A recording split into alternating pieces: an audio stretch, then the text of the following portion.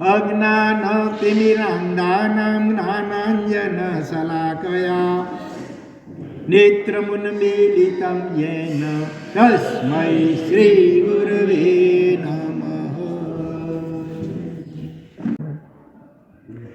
મહાન ચિરંતનાચાર્ય ભગવંત દ્વારા વિરચિત પંચસૂત્રનો સ્વાધ્યાય આપણો ચાલુ છે. પહેલું સૂત્ર કે જેનું નામ શું છે? પાપ પ્રતિઘાત અને ગુણ બીજાધાન.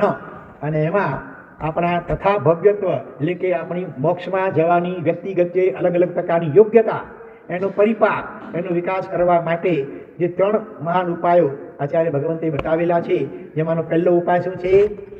4 શરણનો સ્વીકાર. અરિયંત, સિદ્ધ, સાધુ અને કેવલી પ્રરૂપી ધર્મ.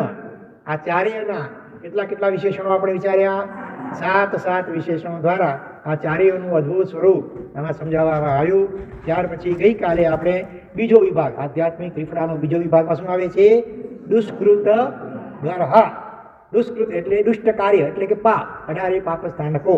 અને એની ગરહા એટલે ગુરુની સાક્ષીએ એનો એકરાર અને પશ્ચાતાપૂર્વક એકરાર કરીને પ્રાયશ્ચિત લેવું. તો એમાં ગઈકાલે આપણે કેટલા મુદ્દા વિચાર્યા હતા? લગભગ ટોટલ 18 મુદ્દાઓ. તો શું આવે એમાં? અરિયન, સિદ્ધ, આચાર્ય, ઉપાધ્યાય, સાધુ અને સાધ્રીજી એટલે 6 એ થયા. એના પ્રત્યે જે કંઈ પણ અવિનય, આસાતના અપરાધ, પાપ વગેરે કર્યા હોય 6 એ, બરોબર, એનું વિસ્તારથી આપણે વિવેચન કરી ગયા. પછી શું આવે આગળ? પછી ધર્મસ્થાન, વિશિષ્ટ ધર્મસ્થાનકો. પછી આવે માતા, આ ભવની અને જન્મ ભૂતકાળના ભવોની બધી માતાઓ, મનુષ્યની માતા કોઈ હોય કે ચિરંજીવ વગેરેની માતાઓ હોય. પછી એવી રીતે પિતા, આમ તો અલગ ગણતા જજો. પછી બંધુ એટલે ભાઈ, બહેન. પછી મિત્રો. પછી આવ્યા ઉપકારીઓ. પછી આવ્યા મોક્ષ માર્ગમાં રહેલા જીવો. પછી મોક્ષ માર્ગમાંથી બહાર રહેવા જીવ, એવા પણ જીવો પ્રત્યે જે કંઈ પણ આપણે અયોગ્ય આચરણ કર્યું મનુષ્ય કાયાથી, એની પણ ક્ષમાપના. પછી આવ્યો મોક્ષ માર્ગના સાધનો, ઉપકરણો, જ્ઞાન, દર્શન, ચારિત્ર, એના ઉપકરણોની આસાધના. કટાક્ષનાની પગથી ઉપાડવામાં આવે, ચોપડીને થૂકથી ફેરવવામાં આવે, બરાબર. ઉપકરણોને જેમ તેમ જ્યાં ત્યાં ફેંકી દેવામાં આવે, યથાયોગ્ય રીતે એની સાર સંભાળ ન લીધી હોય. પેન કે પેન્સિલ ઘણા મોઢામાં નાખે, એનાથી આમાં ઘણા વગાડ્યા કરે. આવી અનેક રીતે જ્ઞાન, દર્શન અને ચારિત્રના ઉપકરણોની જે આસાધના, દેરાસર જીનબંધીની 84 આસાધનાઓ, 10 મોટી આસાધનાઓ, ગુરુ તત્વની 33 આસાધનાઓ આવે છે. તો એ બધા મોક્ષ માર્ગના ઉપકરણો, એ મોક્ષ માર્ગના ઉપકરણો ન પણ હોય, સંસારના ભલે સાધનો હોય, એના પ્રત્યે પણ અયોગ્ય આચરણ કર્યું તો એનું એક ક્ષમા યાચના. કેવી રીતે? દાખલા તરીકે જમવામાં કંઈ ગડબડ થઈ ગયું, રસોઈ બનાવવામાં કંઈ મીઠું કે ખાંડ ઓછું વધુ થઈ ગયું હોય, ઘણા ગુસ્સામાં આવી કરીને થાળી પછાડે, વાટકો પછાડે. તો એ પણ એના આપણે અયોગ્ય આચરણ કર્યું. ગઈકાલે શું દાખલો આપણે? પગમાં પહેરવાના જોડા, એક જગ્યાએ બીજી જગ્યાએ મોકલવાનો હોય, તમે આમ લાત મારીને હડસેલો મારો, તો એ પણ એના પ્રત્યે અનુચિત આચરણ કર્યું કહેવાય. દરવાજો ખુલતો હતી, લાત મારી, એ પણ અનુચિત આચરણ કહેવાય, બરોબર. પછી તમે ટીવી જોતા હો, ઘણા ક્રિકેટ રસાકસીની મેચ હોય અને છેલ્લે ભારત હારી જાય, ઘણા ટીવીને ફોડી નાખે, ટીવી ગુસ્સો આવે. તો આ અમાર્ગના સાધનો, એના પ્રત્યે પણ અયોગ્ય આચરણ કર્યું હોય એની પણ ક્ષમા યાચના કરવાની છે. તો આ રીતે બધા મળીને 18 થયા, બરોબર. એની આપણે આજે ગુજરાતીમાં ગાથાઓ લઈએ. હિમ શરણ ગ્રહી સવિ દુષ્કૃતોની હૃદયથી કરું ઘરહણા, અરિહંત સિદ્ધાચાર્ય વાચક સાધુને સાધ્વી તણા, વળી ધર્મ પ્રેમી શ્રાવકોને શ્રાવિકાના વૃંદના, અપરાધ જે મુજથી થયા કરું ભાવથી 10 ઘરહણા, અપરાધ જે મુજથી થયા કરું ભાવથી 10 ઘરહણા. માતા પિતા બંધુ અને મિત્રો વળી ઉપકારીના, સન્માર્ગ કે ઉન્માર્ગમાં સ્થિત સર્વ જીવ સમૂહના, ઉપકરણ ને અધિકરણ વળી છવી જડ અને ચેતન તણા, અપરાધ જે મુજથી થયા કરું ભાવથી 10 ઘરહણા, અપરાધ જે મુજથી થયા કરું ભાવથી 10 ઘરહણા. હવે આગળ અહીં સુધી આપણે ગઈકાલે વિચારી ગયા છીએ. આગળ તે સર્વના સંબંધમાં વિપરીત આચરણા કરે, દુષ્ટાચરણ અનિચ્છનીય કર્મ લીલા આદરી, પાપાનુબંધી પાપ જે અતિ સૂક્ષ્મ વળી બાદર ઘણા, તન મન વચનથી આદર્યા કરું ભાવથી દસ ઘરણા. આ લગભગ 18 પ્રત્યે જે કંઈ પણ દુષ્ટ આચરણ મેં કર્યું હોય, અનિચ્છનીય ન ઈચ્છવા યોગ્ય, કોઈ પણ સજ્જનને ગમે નહીં અથવા આપણા પ્રત્યે કોઈ એવું આચરણ કરે તો આપણને પણ જે ગમે નહીં એવું જે કંઈ પણ આચરણ બીજા જેવું પ્રત્યે કર્યું હોય કે બીજા ઉપકરણ કે અધિકરણ પ્રત્યે પણ કર્યું હોય એની પણ ગુરુની સાક્ષીએ ગરહણા, આત્મસાક્ષીએ નિંદા અને ગુરુ સાક્ષીએ ગરહા કહેવાય. એક શ્લોક આવે છે કે જમ ઈચ્છસી અપણો, જમ ચ ન ઈચ્છસી અપણો, તમ ઈચ્છ પરસ્વી ઇત્ય ગમ જીર્ણ શાસનમ. આખા જીન શાસન ભગવાનની બધી આજ્ઞાઓ એનો સાર એક જ શ્લોકમાં કેવો હોય, અડધા કે પોણા શ્લોકમાં કેવો હોય તો શું છે? જમ ઈચ્છસી અપણો, જે તું આપણો આત્મા પોતાની જાતમાં લીધું જેવું વર્તન બીજા તરફથી ઈચ્છે છે, અપેક્ષા રાખે છે, હા એવું વર્તન તું બીજા પ્રત્યે કરતો થા. જમ ચ ન ઈચ્છસી અપણો, જેવું વર્તન તું નથી ઈચ્છતો બીજા તારા પ્રત્યે કરે, તને નથી ગમતું તો તું એવું વર્તન બીજા પ્રત્યે ન કર. આટલામાં બધા જીન શાસનનો સાર આવી ગયો આખો. તો એ જ કહે છે અહીંયા અનિચ્છનીય કર્મ લીલા આદરી, જે કાંઈ પણ કર્મો બાંધ્યા, પાપ કર્યા એવા પાપાનુબંધી પાપ છે. અનુબંધ વિશે આપણે અગાઉ વિચારી ગયા, બરોબર ને? કોને પ્રશ્ન પૂછ્યો તો બંધ અને અનુબંધ વચ્ચે શું ભેદ નથી આવે આજે લાગે છે. તો હવે આજે બોલો ફરીથી પૂછ જવાબ. હા, પાપાનુબંધી કે પુણ્યાનુબંધી પાપ? ઠાકરજીભાઈ, આ બે માંથી પુણ્યાનુબંધી પુણ્ય એ તો સારામાં સારું, પાપાનુબંધી પાપ એટલે ખરાબમાં ખરાબ, એની બાજુમાં રાખી. વચ્ચેના બે ઓપ્શન છે, એક છે પુણ્યાનુબંધી પાપ, બીજું છે પાપાનુબંધી પુણ્ય. હવે બે જ ઓપ્શનમાંથી એકને પસંદ કરવું હોય તો કયું ઓપ્શન પસંદ કરી શકાય? પુણ્યાનુબંધી પાપ. કલ્યાણજીભાઈ બરોબર છે, સમજીને હામાં હા મિલાવો છે કે એમને હે લોકી આ જાય. હસમુખભાઈ શું કહો છો? હસમુખભાઈ ને વસંતભાઈ બરોબર છે જવાબ. એનો શું કહો છો? મેં હા મેં બોલાવ્યા હતા સમજીને, કેટલાક હી એટલે હાય ને ના ને ખબર ના. હા પ્રવીણભાઈ સાંભળો છો ને બેન શું કહે છે? પ્રવીણભાઈ કહે છે પાપાનુબંધી પુણ્યને પસંદ કરવું. બીજા પ્રવીણભાઈ શું કહે છે? પુણ્યાનુબંધી પાપ. મારી તમારે કેટલા આ પ્રવીણભાઈ મોટા એમની તરફેણમાં કેટલા આંગળી ઊંચી, કેટલા તો આંગળી ઊંચી કરો, લોકસભામાં આંગળી ઊંચી કરીને કહે ને કંઈક, હે સમજાય છે? એવો જવાબ સાચો હવે? આ જવાબ સાચો. અનુબંધ મહત્વનું છે, બંધ કરતા પણ અનુબંધ. પુણ્યાનુબંધી અત્યારે ભલે પાપ સંસારમાં બેઠા છો અનેક પ્રકારના પાપ છૂટકે કે ન છૂટકે, ઈચ્છાએ કે અનિચ્છાએ પણ કરવા પડતા હોય છે, બરોબર? અનેક પ્રકારના આરંભ સવારંભ અનેક પ્રકારના પાપો કરવા પડતા હોય તો એનાથી પાપ કર્મ બંધાય. અનુબંધ શેનાથી પડે? એ ક્રિયાઓ સારી કે નરસી કરવા પાછળ તમારો આશય, તમારો ભાવ, તમારા પરિણામ શું છે, સારા કે નરસા, એના ઉપર અનુબંધનો આધાર છે.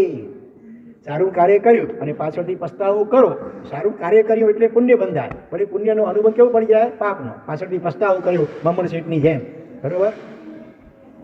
તો અને કદાચ પાપ કરવું પડે છે, એનો જો અંદરમાં ખટકો ને પશ્ચાતાપ હોય છે તો ક્યારે છૂટવું, ક્યારે આ પાપથી છૂટવું? અત્યારે પાપ ક્રિયા ફેરી છે માટે બંધ તો પાપનો પડશે, પણ અનુબંધ શેનો પડશે? પુણ્યનો, કારણ કે એની પાછળ પશ્ચાતાપ છે, ખટકો છે, જલ્દી છૂટવાની ઈચ્છા છે, અને જે છૂટી ગયા છે પાપોથી એની અનુમોદનાનો ભાવ અંતરમાં છે, તો પાપનો બંધ પણ હળવો પડશે. અંદરમાં ખટકો, પશ્ચાતાપ, છૂટવાનો ભાવ, છૂટેલાની અનુમોદના આ બધું હોય તો પાપનો બંધ પણ જે પડે તે તીવ્ર ન પડે, હળવો પડે. અને અનુબંધ તો વળી શેનો પડે? પુણ્યનો પડે, કારણ કે એ પાપથી છૂટી ગયેલાની અનુમોદના છે અને પોતે પણ એ પાપથી છૂટવાની ભાવના હૃદયમાં રહેલી છે, માટે એ પુણ્યાનુબંધી પાપ. એટલે બે ઓપ્શનમાંથી પસંદ કરવું હોય તો પુણ્યાનુબંધી એનું પાપની પસંદગી કરાય.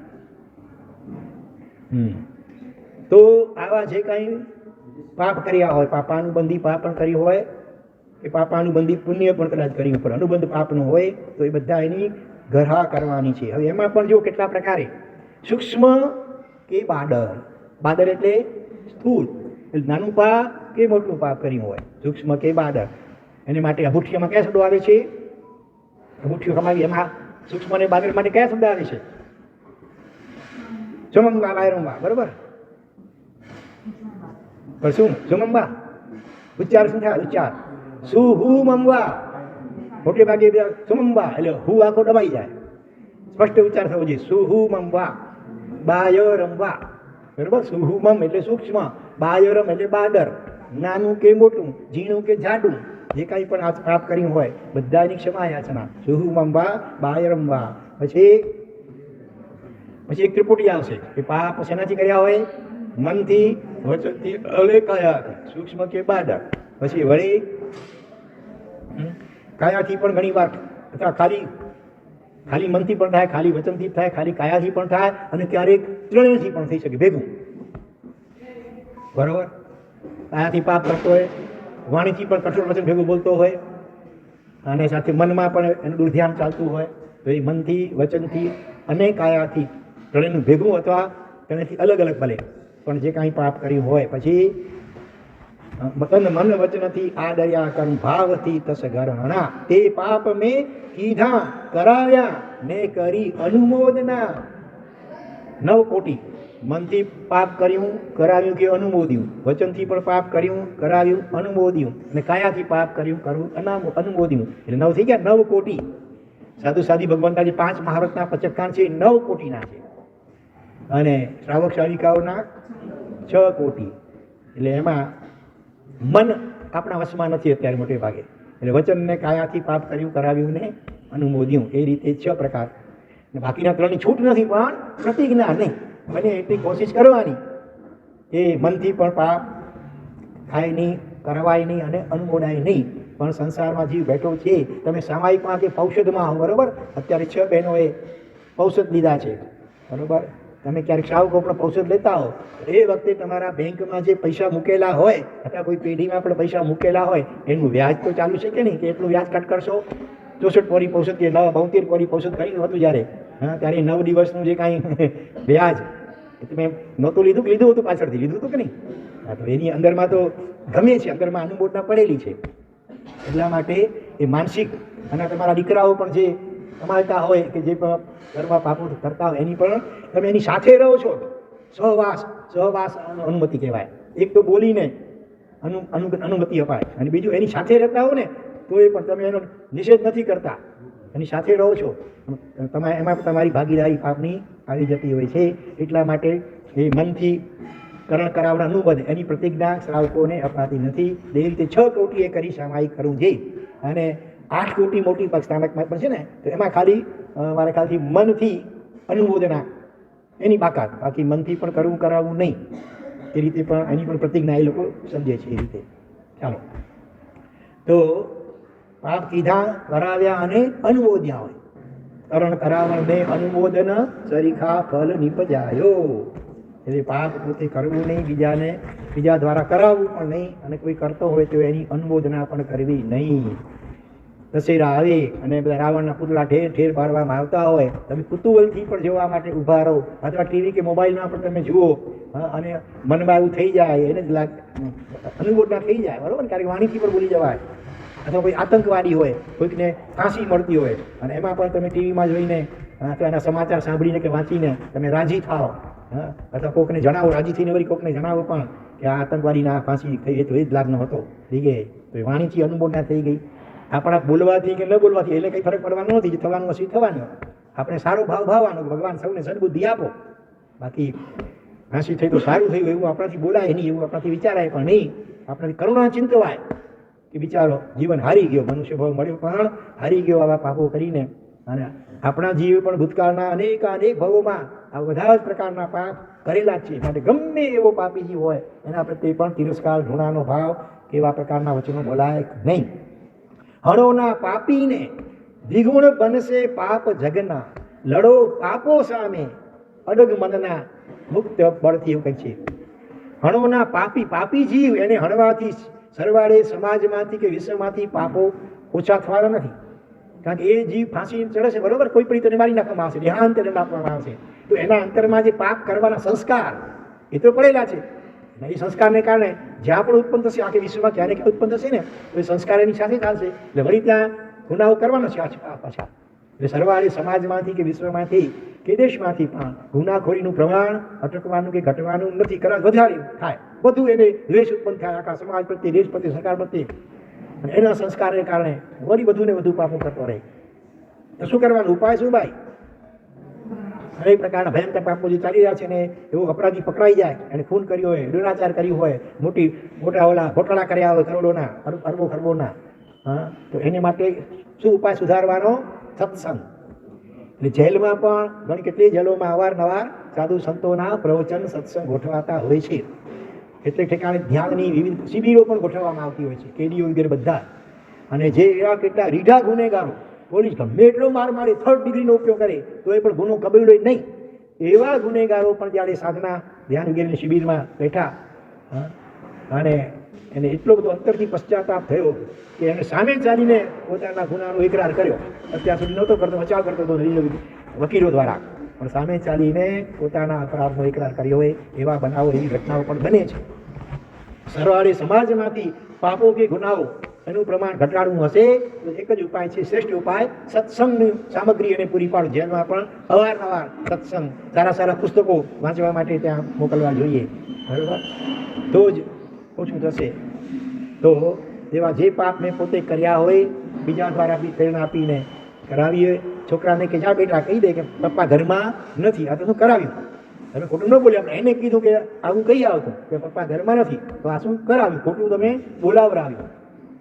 અને છોકરો એ પ્રમાણે કહીને આવે, ધારો કે પપ્પા ઘરમાં નથી, તમે એને શાબાશી આપો, રાજી થાવ, તો શું એવું તમે અનુમોદના કરી. એક દાખલો આવે છે, એક વિધવા બાઈ માતા, અને ખૂબ ગરીબ સ્થિતિમાં હતા. નાનકડો દીકરો એનો સમજો ને 4-5 વર્ષની ઉંમરનો કદાચ, અને એને માં સ્નાન કરાવે, અને પછી એવા ભીના શરીરે જ બાજુના પડોશીના ઘરમાં જાય, અને ત્યાં જઈને અનાજ સૂકવવા માટે મૂકેલું હોય ને એની ઉપર જરાક આમ લેટી જાય, એટલે અનાજના કેટલાક દાણા શરીર ઉપર ચોંટી જાય. એ લઈને પાછું ઘરે આવે એટલે માં રાજી થાય, એ દાણા બધા એકઠા કરી લે અને શાબાશી આપે. એટલે મને ઓર પ્રોત્સાહન મળી ગયું પાપ કરવાનું, ચોરી કરવાનું. આ રીતે આગળ જતાં સ્કૂલમાં દાખલ થયો છે ત્યારે પેન, પેન્સિલ, રબર, નોટબુક વગેરે ચોરી કરવા થયો. યુવાન થયો એટલે પછી તો મોટી મોટી ચોરીઓ કરવા લાગી ગયો, અને એક દિવસે કોઈ રાજમહેલમાં ચોરી કરતા પકડાયો. રાજાએ એને મૃત્યુદંડની સજા ફરમાવી. પણ એવો નિયમ કાયદો હોય છે કે ભાઈ છેલ્લી એની કોઈ ઈચ્છા પૂછવામાં આવે કે ભાઈ મૃત્યુદંડ માફ નહીં થાય, એ સિવાય તારી કોઈ પણ અંતિમ ઈચ્છા હોય તો બોલ. એને શું કહ્યું કે મારી માને મારે મળવું છે રાજસભામાં, ઘરે જઈને નહીં, અહીંયા બધાની વચ્ચે મને બોલાવી આપો. તો બધા રાજી થયા. અનુભવ હૃદયમાં કે ચોર હોવા છતાં પણ એને પોતાની માતા પ્રત્યે કેટલો આદર છે, એટલે માતાને બોલાવવામાં આવી. પછી કેટલાને ખબર છે આગળ શું થયું તે ઠાકરસિંહભાઈ સ્માઇલ કરી રહ્યા છે, એટલે ખ્યાલ આવ્યો કે એમને ખબર છે, બરોબર ને? ખબર છે કે નહીં? પણ બીજા કેટલાને ખબર છે આમાં આગળ શું થયું? પછી જેવી માં આવી, સીધું સાષ્ટાંગ દંડવત એને પ્રણામ કર્યા છે કે પંચાંગ પ્રણિપાત કર્યો હશે, પગે લાગ્યો હશે માના છેલ્લે છેલ્લે? નથી ખબર ભાઈઓમાંથી કોઈને? મોતીલાલભાઈ, એટલે એને કર્યું શું? પણ ખાલી મોઢાથી બોલ્યો? એ બહેનોમાંથી ઘણાને ખબર છે. એણે સીધું દોડ્યો એકવાર તો સામે માની સામે, એટલે બધાથી કેટલી લાગણી હશે, માને જાણે આમ પગે પડવા કે બેઠવા જાય છે આમ. પણ ત્યાં જઈને સીધું શું કર્યું? માનું નાકે બચકું ભર્યું, નાક જાણે કરડી ખાધું. બધા આશ્ચર્યચકિત છે કે અરે રે આ શું, આપણે શું ધારતા હતા ને આ શું કર્યું એને? છેલ્લે છેલ્લે વળી પોતાની સગી જનેતાને નાકમાં બચકું ભર્યું.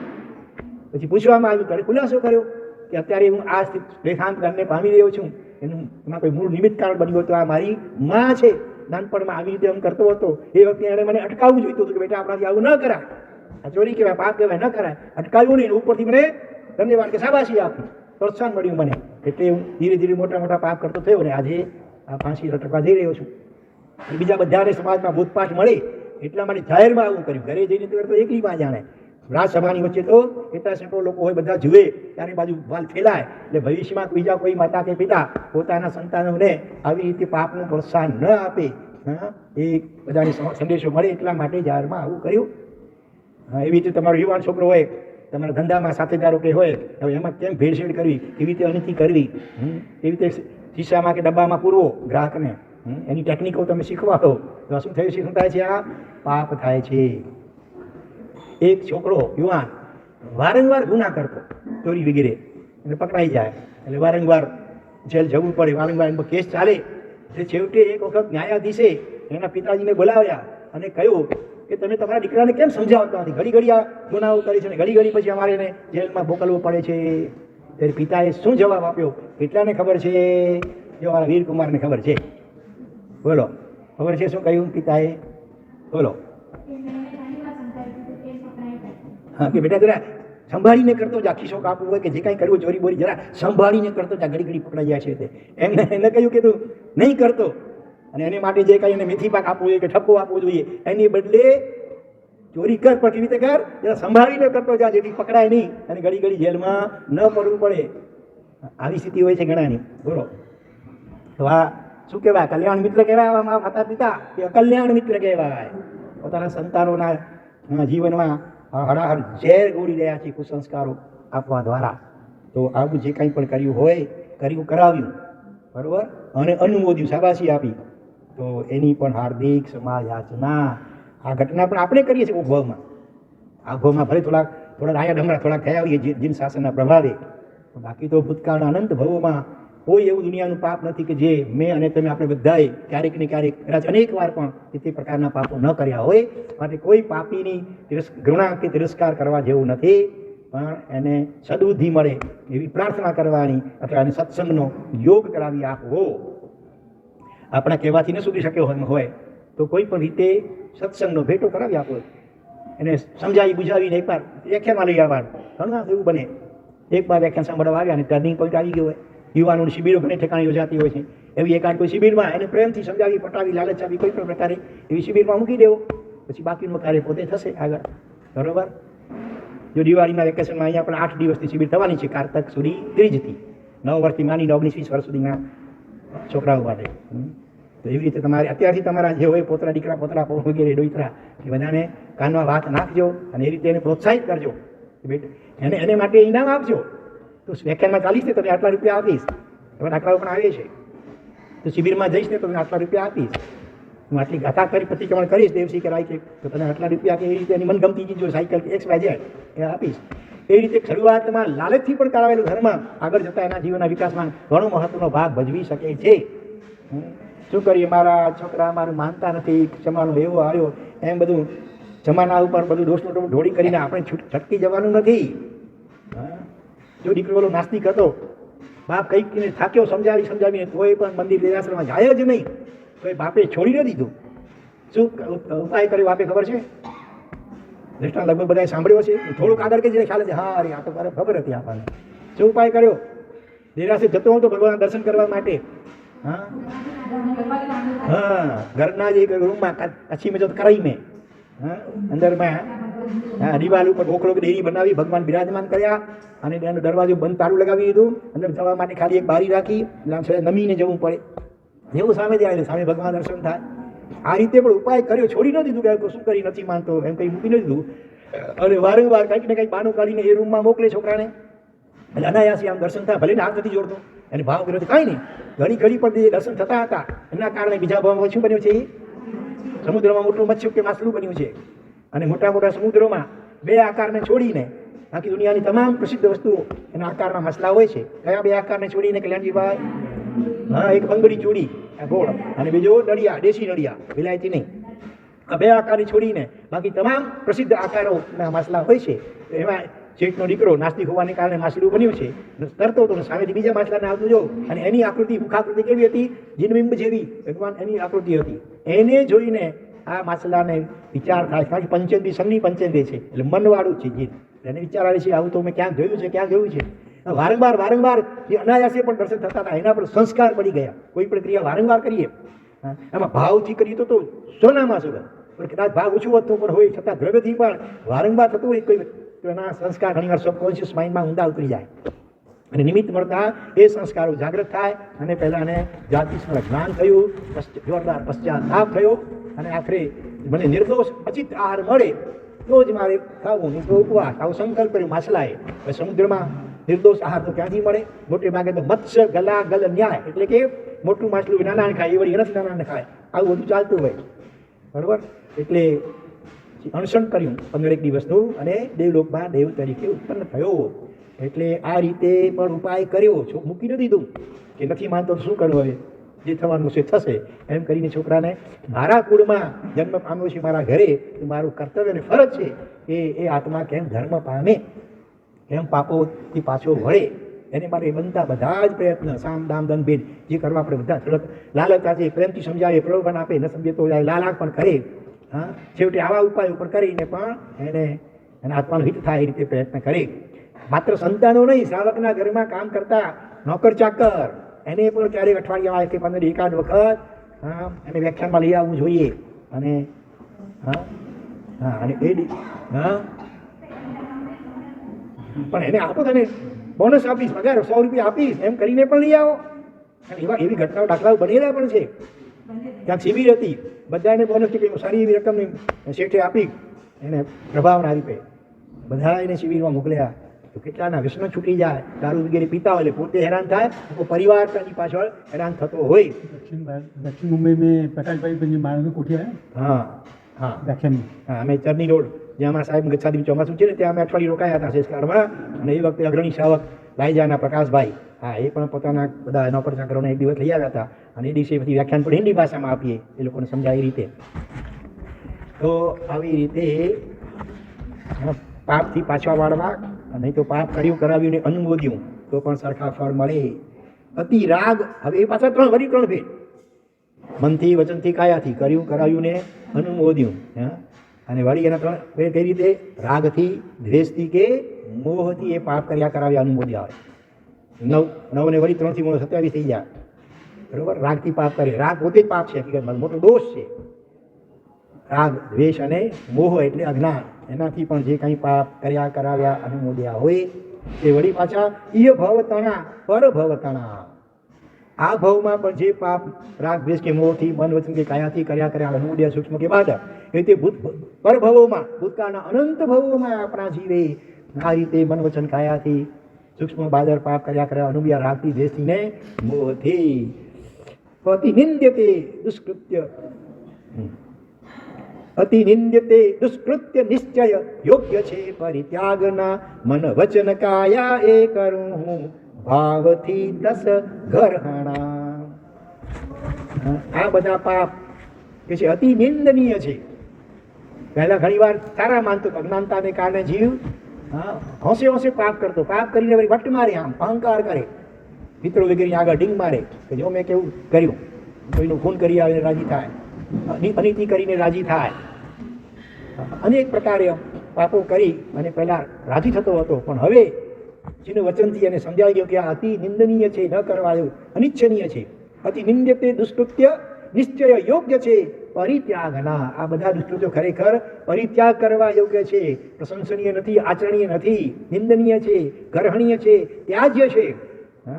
એવું મને હવે સમજાયું છે. બરોબર સમજાયું કે નહીં? માટે મન વચન કાયા એ કરું હું ભાવથી 10 ઘરહાણા. આ બધા આવા પાપો આ ભવને પરોભવોના, સૂક્ષ્મ કે બાદર, મન વચન કાયાથી, રાગ દ્વેષ કે મોહથી કર્યા કરાવ્યાથી અનુમોદ્યા હોય એ તમામની ફરી ફરી ગુરુ ભગવાન દેવ ગુરુની સાક્ષીએ હું નિંદા અને ગરહા કરું છું. આ વાત તમને ખબર છે નથી પડી? તો કે કલ્યાણ મિત્ર સમા ગુરુથી વાત આ જાણી કરી, સાચી જ છે આ વાત ઇમ નિજ હૃદયમાં શ્રદ્ધા ધરી, હરિહંત સિદ્ધની સાક્ષીએ દુષ્કૃત્યની કરું ઘરહાણા, મિચ્છામિ ડુકડમ દેઈને કરું ત્યાગ નિજ પાપો તણા. કેવું સરળ સ્પષ્ટ ગુજરાતી ભાષામાં પદ્યાનુવાદ કરેલો છે કોઈક મહાત્માએ. મુનિરાશિ હીર વિજયજી મારા તમાગતમાં દીક્ષા દાનેશ્વરી, લગભગ 450 જેટલી દીક્ષાઓ જેમણે આપી પોતાના હાથે, એવા ગુણ રત્ન સૂર્ય આચાર્ય ભગવાન થઈ ગયા. એમના શિષ્ય રશ્મિ રત્ન સૂર્ય અત્યારે વિદ્યમાન છે. અમને ધુલિયામાં મળ્યા પણ હતા 4 વર્ષ પહેલાં. અને એમના શિષ્ય મુનિરાશ્રી હીર વિજયજી મહારાજ, એમણે આ સુંદર મજાનું ગુજરાતીમાં પદ્યાનુવાદ કરેલું છે. તો કલ્યાણ મિત્ર સમા ગુરુથી વાત આ જાણી કરી. આ પાપો કહેવાય 18 પાપસ્થાનના, અથવા આવી જેની સમજણ આટલી બધી ડિટેલ્સમાં જેનાથી જાણવા મળ્યું તો કે ગુરુ વચનથી, ગુરુ ભગવંત દ્વારા. ગુરુ માટે અહીંયા વિશેષણ મૂક્યો, કલ્યાણ મિત્ર સમા ગુરુથી વાત આ જાણી કરી. મિત્રના 2 પ્રકાર, એક કલ્યાણ મિત્ર અને બીજા અકલ્યાણ મિત્ર અથવા તો પાપ મિત્ર. જે મિત્ર પોતાના મિત્રને પાપની પ્રેરણા આપે, હોટલોમાં લઈ જાય, સિનેમામાં લઈ જાય, રિસોર્ટોમાં લઈ જાય, પરદેશમાં લઈ જાય, ન જવા યોગ્ય એવા સ્થાનોમાં લઈ જાય અને વ્યસનો વગેરે શીખવાડે, ચાલ તારી ટિકિટ હું કઢાવીશ, વગેરે વગેરે અનેક પ્રકાર. એ બધા કહેવાય પાપ મિત્ર અથવા તો કલ્યાણ મિત્ર કહેવાય. પણ જેઓ નિસ્વાર્થ ભાવે આપણા આત્માનું એકાંતે હિત જ ઈચ્છતા હોય એને કહેવાય કલ્યાણ મિત્ર કહેવાય. તો એ કલ્યાણ મિત્ર પિતા હોઈ શકે, માતા હોઈ શકે, ક્યારેક પુત્ર પણ હોઈ શકે. પુત્રનું જોઈને પિતા કે માતા શીખે એવું પણ બની શકે. તો એ દીકરો પણ પોતાના પિતા માટે કે માતા માટે કલ્યાણ મિત્ર બન્યો કહી શકાય. દીકરો ભણીને આવ્યો તપોવનમાંથી વેકેશનમાં ઘરે, ત્યાં શીખવાડવામાં આવ્યું હતું એટલે પોતાના પિતાને પગે લાગવા જાય છે. પિતા કે બેટા ઉભો રહે. પછી ગયો બાજુના રૂમમાં, સમજી ગયા ને, પોતાની માતાને પગે લાગ્યો. બેટા શું છે આજે, જન્મ તારીખ તિથિ શું છે, પગે લાગવા આવ્યો છે આજે? માતાજી દાદીમાં જેવો હવેથી હું રોજ તમને પગે લાગીશ. કેમ આટલું પરિવર્તન કેમ આવ્યું? કોઈ મારા સારી વાત સાંભળી, ઉપદેશ સાંભળ્યો કે શું? ના ના, એ તો છે ને આપણો જે નામ હશે ચિંટુ પિન્ટુ આજકાલ તપોવન મોકલ્યો હતો, ત્યાં એને શીખવાડવામાં આવ્યું છે કે માતા પિતા તો આપણા પરમ ઉપકારી કહેવાય અને રોજ પગે લાગીને આશીર્વાદ મેળવવા જોઈએ. બની શકો કે 2 કે 3 ટાઈમ સવારે રાત્રે સુતા પહેલા સવારે ઉઠીને પણ પગે લાગવું જોઈએ. એટલે હવે એ મને પગે લાગવા આવે અને હું તમને પગે ન લાગું તો કેવું કહેવાય? એટલે હવે મેં પણ નક્કી કર્યું છે કે હવેથી પહેલાં હું તમને પગે લાગીશ, પછી જ એના પગે લાગડા હું સ્વીકારીશ. બરોબર? આવી રીતે દીકરો બની ગયો કલ્યાણ મિત્ર. બીજો નાનકડો બાબો 3-4 વર્ષની ઉંમરનો, અને એણે પરિશ્રમમાં સમસ્યાનો ઉપવાસ કર્યો હતો. અને એનો શું કહ્યું, પપ્પો કહું શું કહું ગાંધી ભાષામાં, એનો પિતા, એ તો ઢીંચનારો હતો, દારૂડિયો, અઠંગ દારૂડિયો. પાર્વતીથી હોય કે એને કંઈ કશી ખબર પણ ન હોય. તો એ નાનકડો દીકરો એણે ઉપવાસ કર્યો હતો. રાતના ઊંઘ નથી આવી, જરા પડખા ફેરવી રહ્યો છે. પપ્પા પૂછે છે કેમ બેટા, કેમ નથી આવતી, શું વાત છે? જરા તરસ લાગી છે તો પી લે પાણી. નહીં પપ્પા, આજે તો મોટો દિવસ છે, સંવત્સરી, મારો ઉપવાસ છે. હે, નાની ઉંમરમાં તે ઉપવાસ કર્યો છે? બેટા એમ કર, અત્યારે પાણી પી લે, પછી પ્રાયશ્ચિત લઈ લેજે ભલે. હા પપ્પા, રાત જેમ તેમ નીકળી હશે. હવે થોડા કલાક રહ્યા, 2-4 કલાક 4 કલાક રહ્યા છે તો નીકળી જશે, પણ પછી ખાતો નહીં માંગો. અને આવી મક્કમતા જોઈ કરી દારૂડિયો બાપ પણ પીગળી ગયો, હલી ગયો. અને સવારે પારણ કરાવતા પહેલા એ દારૂડિયા પિતાએ પણ કહી દીધું, બેટા તારે આવા પરાક્રમથી ખરેખર એકદમ અભિભૂત થયો છું, પ્રસન્ન થયો છું. માગ, આજે તારે જે માગવું હોય માગી લે, હું આપવા તૈયાર છું. એમ કે કંઈ રમકડા માગશે, કંઈ ખાવા પીવાનું મજા માગશે, કંઈક નાનકડો છોકરો છે. એ છોકરો કેવો સમજુ નીકળ્યો, પૂર્વ ભાવનો કેવો સંસ્કારી હશે કે અમે વચન આપશો, પ્રોમિસ જેવું માગું તે આપશો? હા બેટા જરૂર આપીશ. પપ્પાની કલ્પના નહીં કે શું આ માગશે. તમે સમજી ગયા છો શું માગ્યું હશે એને? હા, જો ખરેખર તમે મારા ઉપર પ્રસન્ન થયા હો તો આ દારૂ પીવાનું અને જુગાર રમતા છે એ બધું બંધ કરી દો. લોટ બરાબર તપેલું હોય એ વખતે ઘા પડી ધાર્યો ઘાટ ઘડી શકાય. પપ્પાની સદબુદ્ધિ આવી, આટલી નાની ઉંમરમાં ઉપવાસ અને તરસ લાગી ગઈ તોય એને પછી ખાણ તોડ્યું નહીં. મેં કીધું પછી પ્રાચી લે તો નહીં, તોય મક્કમ રહ્યો. ધિક્કાર છે મને, આવા દીકરાનો બાપ હોવા છતાં પણ અને જૈન કુળમાં જન્મ્યો હોવા છતાં પણ આવા મોટા દિવસોમાં પણ આવા પાપ કરી રહ્યો છું. જા બેટા, આપ્યું તને વચન. ત્યાંથી ખરેખર એને છોડી દીધું. કોઈ પણ વ્યસન હોય 4 દિવસ તકલીફ થાય, કદાચ ગુટકા હોય કે પાન હોય કે બીડી સિગારેટ હોય કે દારૂ વગેરે હોય, 4-6 દિવસ થોડી બેચેની મૂંઝવણ થાય મનમાં. બધું મક્કમ નિર્ણય કર્યો હોય તો મરી નથી જવાનું. પછી કાયમ માટે એ લતને વળગાણ છૂટી જાય. કેટલા ફાયદાઓ થાય. પોતાની હેલ્થ સુધરે, ઘરવાળા બધાને કેટલો આનંદ થાય, વખત પૈસા વેડફવાતા બચે. કેટલાય પાપો એવા હોય કે બીજા કેટલા પાપોને ભેગા લેતા હોય, એકલા ના આવે, સઘરું નોતરો હોય, સાગમટે આવે. જુગારનું વ્યસન હોય અને જુગારમાં જતા હોય ત્યાં ધીમે ધીમે પછી દારૂ આવે, બધું આવે, ચોરી આવે, પ્રતિક્રમણ બધું આવી જાય. એટલા માટે કોઈ પણ પાપ તો એની પાપમાં જે પ્રેરણા આપે એને કહેવાય કલ્યાણ મિત્ર. ધવલ શેઠને પણ પ્રેરણા આપી હતી, ખબર છે? સમુદ્રમાં શ્રીપાળ કુમારને મારીને એની પત્નીઓ વગેરે સંપત્તિને પડાવી લેવા માટે પછી ક્ષેત્રપાલ દેવતા અને ચક્રેશ્વરી પ્રગટ થયા અને જે આવી પાપ સલાહ આપી હતી એને બરાબર મેથી પાક ચખાડ્યો. અને બીજા 3 મિત્રો હતા, એ કલ્યાણ મિત્રો હતા, એને ના પાડી કે આવું ન કરાય. તો છતાંય માન્યો નહીં અને સ્ત્રીનો વેશ પહેરીને ધવલ શેઠ જાય છે શ્રીપાળની પત્ની પાસે અને ત્યાં ક્ષેત્રપાલ દેવતા વગેરે પ્રગટ થઈ જાય, શિક્ષા કરે છે. તો જીવનમાં જ્ઞાનીઓ કહે છે મિત્ર વગરના રહેવું સારું, જંગલમાં વાઘ અને વરુ કે સિંહની વચ્ચે રહેવું હજી સારું અથવા ઓછું ખરાબ, પણ અકલ્યાણ મિત્રોની સોબત એના પડછાયાથી પણ બને એટલું દૂર રહેવું. વાઘ વરુ કે સિંહ તો એક વખત મારશે કદાચ, બહુ તો, અને એ પણ મારે કે ન મારે. સિંહ ભૂખ્યો ન હોય ને તો જલ્દી નથી મારતો માણસને, અને માણસને તો પેટ ભરાતું ગમે, પટારા ભરેલા હોય તોય સંતોષ થતો નથી. તો અકલ્યાણ મિત્રના તો પડછાયાથી દૂર રહેવું, કારણ કે એક ભાવની ભવો ભવ બગડી જાય, ભવો ભવ દુર્ગતિની પરંપરાઓ સર્જાય. માટે જે પણ મિત્ર પાપ મિત્ર તરીકે પ્રેરણા આપતો હોય પાપો કરવાની, દૂર રહેવું. પણ આજે બને છે એવું સ્કૂલોમાં અને કોલેજોમાં મોટે ભાગે અકલ્યાણ મિત્રોના સોબત થઈ જતી હોય. એટલા જ માટે કેટલાક સમજુ વિવેકી માતા પિતા પોતાના સંતાનને હવે સ્કૂલ કોલેજમાં મોકલતા નથી. હોમ સ્કૂલિંગ ઘરે જ ભણાવે, કેટલું જાતે ભણાવે, બાકી ટ્યુશન કે શિક્ષક બોલાવીને ભણાવે, પણ સ્કૂલ કોલેજમાં નથી મોકલતા. અનેક દાખલાઓ વર્તમાન કાળમાં છે. અને મેં તો એવું સાંભળ્યું છે કે અમુક ધોરણ સુધી તો સીધો માફ છે પરીક્ષા ના આપો અથવા સીધો તમે 10મા ધોરણ નીકળે પરીક્ષા આપી શકો, એવું પણ કંઈ કાયદાઓ શિક્ષણમાં છે. હા, અને એને શું કહેવાય, ક્યાંક પછી શું કહેવાય, એટલે કેટલાક માતા પિતા કમ્પલસરી પોતાના દીકરાને 6 મહિના કે 12 મહિના સાધુ કે સાધ્વી ભગવંતના પરિચયમાં સાથે રાખે. પછી જે એને જે નિર્ણય કરવો આગળ ભાવ થાય દીક્ષા લેવાના તો ઉત્તમ, કદાચ ન થાય તો પણ સારા સાવક સાવિકા તો બનશે કે નહીં. અને આ તો બિલકુલ આજે એવું સાંસા શિક્ષણમાં ગોઠવાઈ ગયા છે કે બાળકોને ટાઈમ જ ન મળે. વહેલી સવારે સ્કૂલમાં જવાનું હોય, ત્યાંથી થાકી પાકીને આવી, જમ્યો ન જમ્યો, વળી પાછા કોચિંગ ક્લાસ કે ટ્યુશન શરૂ થઈ જાય ઠેઠ સાંજે કે રાત્રે સુધી. હવે એમાં સાધુ ઉપાસન નિરાશનમાં આવવા માટે બિલકુલ લગભગ સમય મળે જ નહીં. અને ઘરમાં ઘર નિરાશ તો થોડાક વસાવી, બાકી તો નમોરી હંતાણ. એટલે દેવ અને ગુરુથી બિલકુલ બિચારો સત્સંગથી પરાંગમુખ રહ્યો હોય નાની ઉંમરમાં, પછી પાકા ગળી કાંઠા કેવા ચડે, યુવાન થાય ને ચારે બાજુનું વાતાવરણ કેવું છે આજે.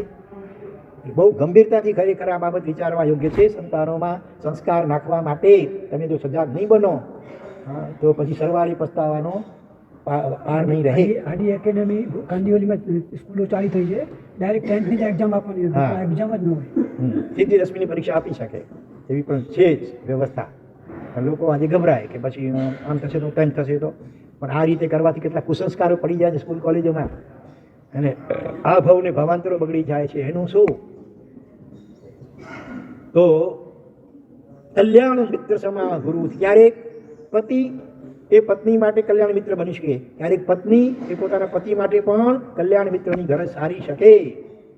ત્યારે પેલો યુગબાહુ એનો મોટો ભાઈ મણિરથ પોતાના નાના ભાઈની પત્નીમાં આસક્ત થવાને કારણે ખૂન કરી નાખે છે નાના ભાઈનું, એની પત્નીની હાજરીમાં ઉદ્યાનમાં. હવે વિચાર કરો, પોતાની આંખ સામે પોતાના પતિનું ખૂન થતું હોય ત્યારે એ જે પણ સ્ત્રી હોય એની હાલત કેવી થાય, માનસિક કેવી કરુણ કલ્પાન કરે, કેવો ભયંકર આઘાત લાગે એને. પણ આ કેવી સમજુ શ્રાવિકા હતી, પણ મદન રેખા મહાસતી. કે અત્યારે જો હું રડવા માંડીશ તો એમનું શું છેલ્લી અવસ્થા છે, હવે કે બચે એવું લાગતું જ નથી. અને એક તો ભાઈએ ખૂન કરી છે, એના ઉપર દ્વેષ હશે, રૌદ્ર ધ્યાન હશે અત્યારે, અને એવી સ્થિતિમાં મરશે તો મોટે ભાગે નરકમાં જાય, રૌદ્ર ધ્યાનથી મરે તો. અત્યારે મારું ધર્મ પત્ની તરીકે કર્તવ્ય છે કે એની દુર્ગતિને અટકાવી અને સદગતિમાં મોકલવા, અને અંતિમ નિર્યામણા અંતિમ આરાધના કરાવી. એટલે પોતાના હૃદય ઉપર પથ્થર મૂકીને કાળજોને મજબૂત કરીને પણ પોતાના પતિને હિત શિક્ષા આપે છે. સ્વામિનાથ જે બનવાનું એ બની ગયો, એ તો નિમિત્ત માત્ર છે. તમારા મોટા ભાઈ તો નિમિત્ત માત્ર છે. કોક ભાવમાં તમારા દ્વારા એના પ્રત્યે કંઈક આવું આચરણ થઈ ગયું હશે, માટે એમને આવી અત્યારે બુદ્ધિ સૂજી છે. હવે જો અંતિમ સમયે તમે એના ઉપર દ્વેષ કરશો તો ક્યાંક દુર્ગતિ થઈ જશે. માટે પોતાના જ કર્મનો દોષ વિચારી કરી હો તમે સંભાવમાં રહો, નવકાર મંત્રના સ્મરણમાં રહો, હરિહંતારી 4 શરણ એને સ્વીકાર્યા, અને એ રીતે ધર્મ ધ્યાનપૂર્વક આયુષ્ય પૂરું કરી દેવલોકમાં દેવ બને છે. પછી પેલી મદન રેખામાં સતી પોતાના શીલની રક્ષા માટે ભાગી છૂટે છે જંગલમાં, કોઈક વિદ્યાધરને લઈ લે છે, ઉપાડી લે છે. એને વળી કુબુદ્ધિ સૂજી પોતાના પત્ની બનાવવા માટે, પણ મદન રેખા એ વિચક્ષણ હતી. એણે કહ્યું કે પહેલા મારે નંદીશ્વર દ્વીપની યાત્રા કરવા જવું. એ વિદ્યાધર હતો પેલો માણસ, આકાશમાં ઉડી શકે, મારે નંદીશ્વર દ્વીપની યાત્રા કરવી છે. ચાલ ભલે, એમ કરવાથી પણ આખર પર સમૃદ્ધ તો છે ને, ટાઈમ પાસ કરી થાય ને, અણીનો ચૂક્યો 100 વર્ષ જીવે કહેવાય છે. તો એટલો સમય વળી કોઈક સારું થવાનું હશે, એટલે એ રીતે નંદીશ્વર યાત્રા કરવા લઈ જાય છે. ત્યાં એક ચારણ મુનિ વિદ્યાધર મુનિ બન્યા, ચાણક પિતા હતા. કોના? જે આ મણિચૂડ નામ હતું એના જે પિતા હતા, અને દીક્ષા લીધી હતી, એમની દેશના ચાલતી હતી. અને ત્યાં બંધન કરીને બેઠા છે. થોડીક વારમાં આકાશમાંથી તેજસ્વી રૂપવાન દેવ આવે છે, અને એ શું કહે છે દેવતા ખબર છે? ખબર છે? પહેલા દેવતા મદન રેખાને નમસ્કાર કે વંદના કરે છે, પછી ગુરુ મહારાજની વંદના કરે છે. ત્યારે પેલો વિદ્યાધર કહે છે, અરે દેવ થઈને આવું કેમ કરે છે? હા, આ તો ગ્રસ્ત છે. અને પહેલા તો આવા મહાન સાધુ ભગવાન છે, એમને વંદના કરવાને બદલે પહેલા કેમ કર્યું? તો પહેલા ગુરુમાં જે વિદ્યાર્થી હતા ને એ ખુલાસો કરે છે, એને બરાબર કર્યું છે, એનો બચાવ કર્યો. એને બરાબર કર્યું છે કારણ કે દેવ બન્યા છે ને એ આના પતિ, અને એને અંતિમ આવા કટોકટીના સંજોગોમાં આવી સુંદર આરાધના કરાવી અંતિમ, માટે દેવ બનેલ છે, નહીં તો દુર્ગતિમાં જાત.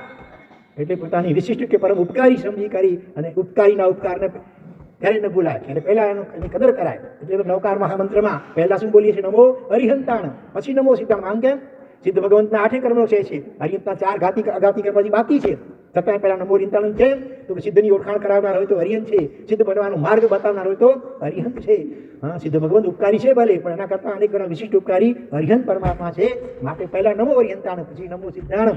ઉપકારીના ઉપકારને ક્યારેય પણ ભૂલવો જોઈએ નહીં. માટે તો તીર્થંકર ભગવંત પણ સમવસ્ત્રમાં બેસીને દેશના આપતા પહેલા શું બોલે? નમો તીર્થસ. એનો શું અર્થ?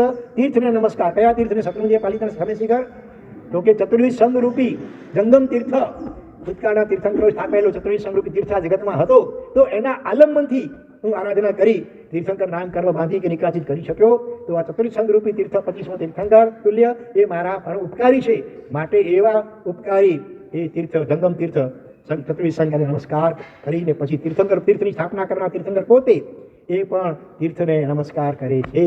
એ આપણ જાહેરમાં બોલીને નવો તીર્થ સ મનમાં બતાવતા નથી. જાહેરમાં શા માટે?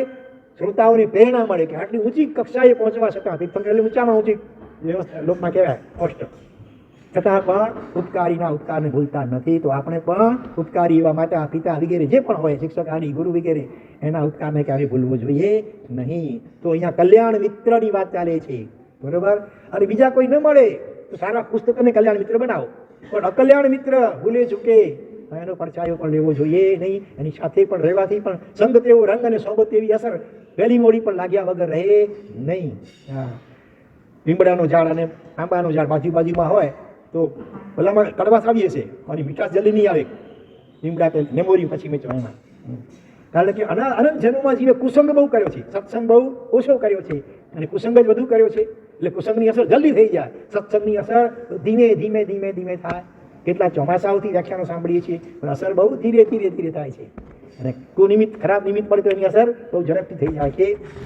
માટે અકલ્યાણ મિત્રથી દૂર રહેવું અહીંયા કહે છે. એટલે કલ્યાણ મિત્ર કોઈ પણ હોઈ શકે, મિત્ર હોઈ શકે, ભાઈ હોઈ શકે, બહેન હોઈ શકે, પતિ પત્ની, મા બાપ, દીકરો દીકરી, કોઈ પણ હોઈ શકે, દેરાણી જેઠાણી નણંદ ભજાઈ, કોઈ પણ હોઈ શકે. હા, માતા અને પિતા પુત્ર વચ્ચે વર્ષોના બોલા, વૃદ્ધ માતા એકલી બિચારી રહે અને આ દીકરો જલસા આલિશાન બંગલામાં જલસા કરે. અને એ દીકરાની પત્ની એને માસક્ષમણ કર્યું હતું. લગભગ ગુજરાતમાં પ્રાય કરીને સુરેન્દ્રનગરની વાત છે, સત્ય ઘટના. ને પારણું, બીજે દિવસે પારણું હતું, પતિ ખુશ થઈ ગયો, માગે તે આપું. એને પ્રોમિસ લીધું, આપશો, ચોક્કસ આપશો. અરે હા, એને એમ કે માગીને પોતે કરોડપતિ હતો, માગીને કદાચ માગશે તો ઘરેણા માગશે, કંઈ હાર વગેરે માગશે, કે કદાચ કંઈક કાર માગશે, કંઈ એવું કંઈ માગશે. પણ આ જુદી માટીની હતી પુત્રની પત્ની, ધર્મ પત્ની હતી સાચા અર્થમાં. એને પેલા વચન આપ્યું એટલે કે છે, હું ઈચ્છું છું કે મારું પારણું માતાજીના હાથે થાય. એ પોતાની સાસુ કહેવાય. હા, અને અલગ છે, રાજી થાય ને ઉલટો. બીજા આજકાલ તો રાજી થાય કે ખટપટ ઓછી નહીં. તો હેપતાઈ ગયો, અને સ્વપ્ને કલ્પના કરી નહોતી કે આવું માગશે આ. એટલે હા થાય શકતો નથી, મૂંઝાય છે. એટલે પછી ભાઈઓને પીગળાવવું હોય, પોતાની વાત મનાવવી હોય, તો આ લોકો પાસે એક ટ્રીક હોય છે, કુદરતે આપેલી છે, કુદરતી બક્ષિસ છે. કઈ કુદરતી બક્ષિસ છે? બાલાનામ રોદનમ બલમ. બાલા એટલે બાળક પણ થાય, અને બાલા એટલે બહેનો પણ થાય, સ્ત્રીઓ. હા, એની તાકાત, હા, મિસાઇલ સફળ, નિષ્ફળ જાય જ નહીં. હા, બ્રહ્માસ્ત્ર ભલો પીગળી જાય. એટલે આંસુ જોઈને પેલો નરમ પડ્યો, ઠીક છે ચાલતું, હવે આટલો તારી છે ઈચ્છા. બેઠા ગાડીમાં સવારના, થોડીક ગાડી આગળ ચાલી, વળી ગાડી અટકી ગઈ. હટાવે તું એમ કરતો, હવે તું જઈ આવ, ભલે પાછું કરી આવ. નહીં, તમારી સાથે ચાલવું પડશે. વળી મહામુસીબતે પોતાના મનને મનાવીને માનું નિવાસ સ્થાન હતું, નીચે પહોંચે છે, મારા ઉપર બીજે ત્રીજે માળે હશે. હવે તો જઈ આવ, નીચે ઊભો છું. નહીં, તમારી સાથે ચાલવું પડશે. આખરે જવું પડી. 4 હઠમાં એક અઠાવે છે ને, પણ આ 8 સારા માટે હતી. હા, બેલ વગાડ દરવાજો ખુલ્યો છે, ને જ્યાં માએ દીકરાને જોયો એનું હૈયું હાથ જાલમાં હૈયું નહીં જાલ્યું, સીધું બેટા બેટા બેટા કરતા ભેટી પડે છે દીકરાને. ચોથા આંસુ રડતા રડતા વાત્સલ્ય ઉભરાઈ ગયું માનું. અને આ બાદશાહનું વાત્સલ્ય જોઈને દીકરાનું હૃદય કેવું કાળમી પથ્થર જેવું જે બની ગયું, કઠોર, એ પણ નરમ બની ગયું. એ માના પગમાં પડે છે ને રડે છે ને માના ખમાવે છે. ત્યારે તમોને જેમણે જોયા હશે તે ધન્ય છે. આ દ્રશ્ય કેવું હશે એ વખતે? આ કલ્યાણ મિત્ર પત્ની શું બની? આ કલ્યાણ મિત્ર પોતાની સગી માતા જનેતા પ્રત્યે જેને આવો એકદમ દુર્ભાવ હતો, ક્યારેય બોલાવી નહીં, સામે જુએ નહીં, જાય નહીં ઘરે ક્યારે પણ, એની વચ્ચે આ ઉપલેન કરાવ્યું આપ્યું અને પછી છોકરાએ પણ કહ્યું માફી માગી અને વળી માતાજીને પોતાની સાથે જ રહેવા માટે લઈ લીધા. તો આવી રીતે અનેક દાખલાઓ છે એવા કલ્યાણ મિત્રના. અહીંયા કહે છે કે કલ્યાણ મિત્ર સમા ગુરુથી વાત આ જાણી કરી. આ બધા પાપો આટલા પ્રકારે આ જીવે કર્યા છે આ ભવાંતરોમાં, આ બધી વાત કલ્યાણ મિત્ર સમાન એવા ગુરુ ભગવંતથી જાણી કરી. ત્યાં એવો અર્થ પણ કર્યો, 3 અર્થ. કલ્યાણ મિત્ર એના દ્વારા, કલ્યાણ મિત્ર પછી ગુરુ અને પછી ભગવાન. કલ્યાણ ગુરુ ભગવાન છે ને, કલ્યાણ મિત્ર ગુરુ ને ભગવાન, એટલે 3. પણ હકીકતમાં અહીંયા એક જ છે, કલ્યાણ મિત્ર એવા ગુરુ ભગવંત પાસેથી આ વાત જાણી કરી અને આ વાત સાચી જ છે. આ વાત એમ હૃદયમાં ધરી. ગુરુ ભગવંતો કે પણ મગજમાં બેસવું તો છે ને. તો ગુરુ ભગવંતે કહ્યું એ વાત બિલકુલ સાચી છે, એવી શ્રદ્ધા મારા અંતરમાં ઉત્પન્ન થઈ છે અને માટે હવે અરિહંત અને સિદ્ધ ભગવંતોની સાક્ષીએ આ મારા તમામ પાપોની દુષ્કૃત્યોની હું ગરહા કરું છું અને બિચ્છામી ડુક્કડમ દઈ અને એ બધા પાપોનો ત્યાગ કરું છું. હવે બને ત્યાં સુધી બને એટલું શક્ય, બધું સંપૂર્ણ પાપ તો નહીં અટકી શકે, ગ્રહ સંસારમાં બેઠો છે જીવ એટલે, તો શક્ય એટલા મોટા પાપો જે શક્ય હોય એનો તો ત્યાગ કરી શકાય કે નહીં. જેના વગર બિલકુલ ન જ ચાલી શકે, જીવન જીવી જ ન શકાય. રસોઈ નહીં કરો તો ચાલશે, નોકરી ધંધા કરો તો નહીં કરો ચાલશે, નહીં ચાલે, એ કરવું પડે. પણ તે સિવાય ઘણા એવા પણ રાત્રિ ભોજન ન કરો તો ન જીવી શકાય, કંદમૂળ ભક્ષણ ન કરો તો ન જીવી શકાય, હોટલ વગેરેમાં આઈસ્ક્રીમ ન ખાવું ન જીવી શકાય. ઘણા એવા પાપો છે અનર્થન, ફોકટના જીવ કરે છે. ફટાકા ન ફોડો તો, ફટાકા ન વેચો તો, ઘણી બધું ભેળસેળ ન કરો તો ન ચાલે કાંઈ. એટલે ઘણા એવા પાપો છે કે જીવ ધારે તો સહેલાઈથી અટકી શકે. તો કમસે કમ એવા પાપોથી અટકવાને માટે તો પહેલો સંકલ્પ કરવો જ જોઈએ, તો જ આપણું મિચ્છામી ડુક્કડમ સાર્થક થાય. ખાલી વાણીથી બોલી દે મિચ્છામી ડુક્કડમ એટલે ડોકડો જઈ દે ગણે, હા, 100 રૂપિયા રોકડો રહે છે, એ ન હાલે. પાપોનો તીવ્ર પશ્ચાતાપ થવો જોઈએ અને ફરી શક્ય એટલું નિર્દોષ નિષ્પાપ જીવન જીવવાનો સંકલ્પ કરવો જોઈએ. તો આપણી આ દુષ્કૃત ગ્રહા એ સમ્યક અથવા તો સાચી થઈ ગણાય. નહીં તો પોપટની જેમ બોલો પોપટ સીતારામ બોલે, બીજું કંઈ ગાઢ શીખવા તો ગાઢ બોલી નાખે, એના જેવું ન ચાલે. હવે સમજણપૂર્વક પાપોનો પશ્ચાતાપ થવો જોઈએ અને એની ગુરુની સાક્ષીએ ગરહા કરવી જોઈએ. ખરેખર તો ભવ આલોચના લેવી જોઈએ. 5-7 વર્ષની ઉંમર, નાની ઉંમર, થોડાક સમજણા થયા ત્યારથી માંડીને અત્યાર સુધીમાં જે પાપો થયા હોય, બરોબર, આ રીતે 18 તમે ખાના પાડી શકો કે હરિયન પ્રત્યે સિદ્ધ આચાર્ય સાધુ સાધી શ્રાવક શ્રાવિકા ધર્મસ્થાનો માતાઓ પિતા ઉપકારી મિત્ર બંધુ વગેરે, અને એના પ્રત્યે જે કંઈ પણ વિપરીત આચરણ મન વચન કાયાથી થયું હોય યાદ કરી એ ડાયરીમાં લખતા આવીએ. અથવા છેવટે 18 પાપસ્થાનક, હિંસા, જૂઠ, ચોરી વગેરે પાપસ્થાનકોના ખાના બનાવી અને આટલી આખી જિંદગીમાં જે નાના મોટા પાપો થયા હોય, કેટલી વાર થયા, પાપ કરીને રાજી થયા કે મજબૂરીથી પાપ કરવું પડ્યું, એક જ વાર કર્યું કે અનેક વાર કર્યું, કેટલા વર્ષ સુધી કર્યું, કેટલા વર્ષ સુધી રાત્રિ ભોજન કંદમૂળ વગેરે ચાલુ રહ્યું. એવી રીતે જેટલું યાદ આવે બંને એટલું વિસ્તારથી વિગતવાર લખી કરી પશ્ચાતાપ પૂર્વક અને એની આલોચના એટલે કે પ્રાયશ્ચિત લેવું જોઈએ. તો ઘણા બધા પાપોથી આપણે છૂટી જઈએ, બરાબર. અને એ એક પાપનો પશ્ચાતાપ તીવ્ર કરીએ, એની સાથે બીજા કેટલાય પાપો આપણા બળીને ભસ્મીભૂત થઈ જાય. સાહેબ અનેક વાર કહેતા હતા કે ધોખો થયે તો શું થયે, કરમ દુઃખી નહીં. ધોખો અને દુઃખનું, દુઃખી જાય એટલે બળી જાય, ધોખો એટલે પશ્ચાતાપ. તીવ્ર પશ્ચાતાપ થાય તો પાપો બળી જાય. યાવત કેવલ જ્ઞાન થઈ ગયાના પણ દાખલા અનેક છે, પણ મનમાં ને મનમાં કરવા જઈએ એટલો પશ્ચાતાપ નથી શકે તીવ્ર. એને માટે એટલે ગુરુ પાસેથી ગરહા, આત્મનિંદાની પણ દુષ્કૃતની ગરહા કરીને પ્રાયશ્ચિત લેવા દ્વારા શુદ્ધિકરણ કરવું જોઈએ. અમે દર ચોમાસામાં પર્યુષણથી પહેલો જે રવિવાર આવતો હોય ને, સર્વથી પહેલા એમાં નાણ મંડાવીએ છીએ, ચોથા વ્રતની અને 12 વ્રતની. જેમને પણ 12 વ્રત કે ચોથું વ્રત લેવું હોય, સજોડે કે એકલા, કદાચ વિધવા કે એકલા સિંગલ થઈ ગયા કર્મ સંયોગે, તો એકલા પણ લઈ શકાય.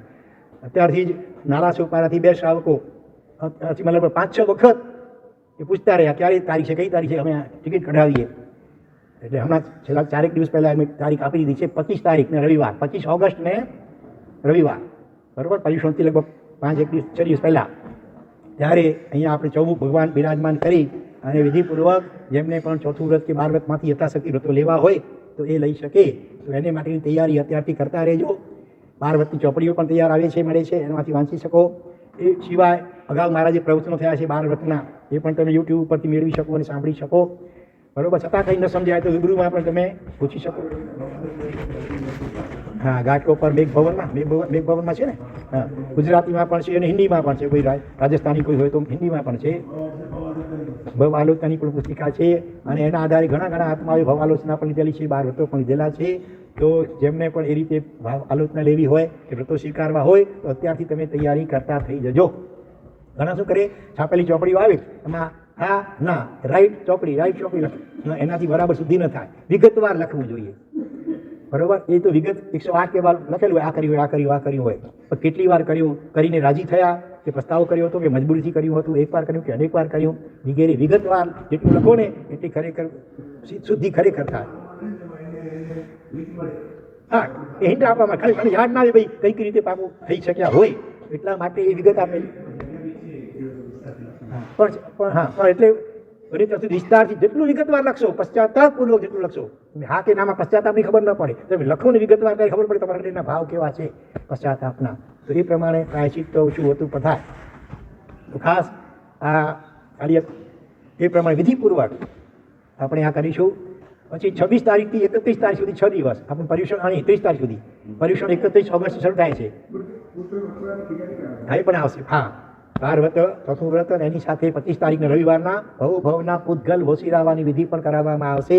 આપણા જીવે ભૂતકાળ આનંદ ભવમાં જે શરીર અને માલ મિલકત વગેરે પરિગ્રહ મૂક્યા પણ એના મરતા સુધી એને વોશીરાયું નહીં, એના ઉપર મમત્વ ભાવ આપણો ઓછો દૂર ન કર્યો, એટલે એના કારણે અત્યારે પાછળથી જે એ મિલકત દ્વારા કે શરીરો દ્વારા પાપ થતા હોય એનું ગર્ભબંધ આપણને પણ લાગ્યા કરે છે, કારણ કે એમાં આપણી અનુમોદના અંદરમાં રહેલી હોય છે. એટલા માટે તો એ ભવના શરીર, મકાન, દુકાન કે મિલકત એ બધું એના પૂતગલો એને વોશીરાવાની પણ વિધિ એ 25 તારીખ રવિવારના કરાવવામાં આવશે.